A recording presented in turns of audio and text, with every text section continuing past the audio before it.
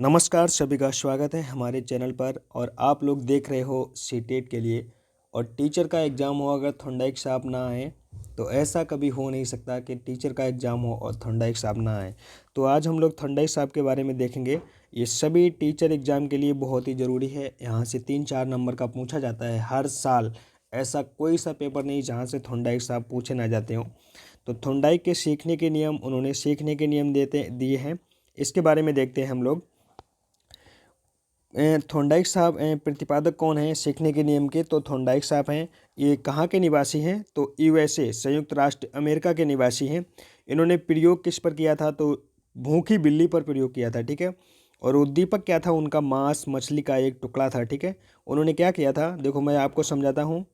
एक बॉक्स लिया, उसमें भूखी बिल्ली बंद कर ली, ठीक है।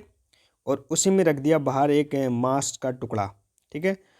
तो क्या होता था, यहाँ पर एक लीवर लगाया तो भूखी बिल्ली घूमती थी इधर उधर।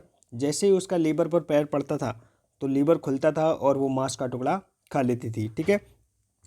कई बार ऐसा हुआ, उसको बिल्ली को रखा गया तो मतलब प्रयास करते करते बिल्ली, एक दिन ऐसा आ गया क्योंकि बिल्ली को जैसे ही बॉक्स में छोड़ा और उसने तुरंत लीवर पर पंजा मारा और मांस का टुकड़ा खा लिया, ठीक है। तो कहते हैं ना, कई बार प्रयास करने से चीज़ें आसान हो जाती हैं, ठीक है। देखो उन्होंने, उनके अन्य नाम क्या हैं?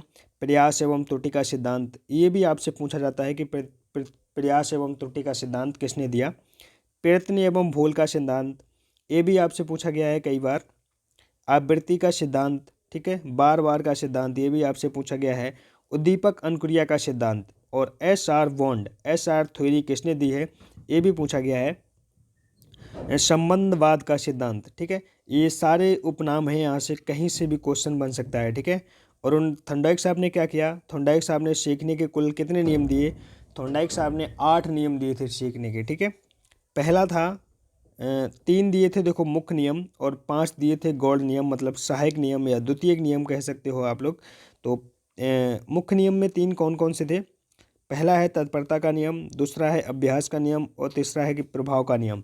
और गौड़ में सहायक नियम दिए गए थे। पहला है बहुप्रतिक्रिया का सिद्धांत या बहुप्रतिक्रिया का नियम, दूसरा है मनोवृत्ति का नियम और तीसरा है आंशिक क्रिया का नियम, और अगला है आत्मीकरण का नियम, और अगला है संबंधित परिवर्तन का नियम, ठीक है। ये तो रही थोंडाइक साहब के बारे में। देखते हैं उनके बारे में क्वेश्चन कैसे आते हैं, परीक्षा में कैसे क्वेश्चन पूछे जाते हैं। देखो परीक्षा में क्वेश्चन पूछा गया है, शिक्षा मनोविज्ञान के जनक कौन है? तो थोंडाइक साहब हैं, ठीक है।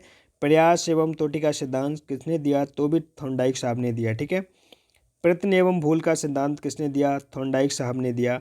संयोजनवाद का सिद्धांत किसने दिया? थोंडाइक साहब ने दिया, ठीक है। उद्दीपक अनुक्रिया का सिद्धांत किसने दिया था? तो थोंडाइक साहब ने दिया था।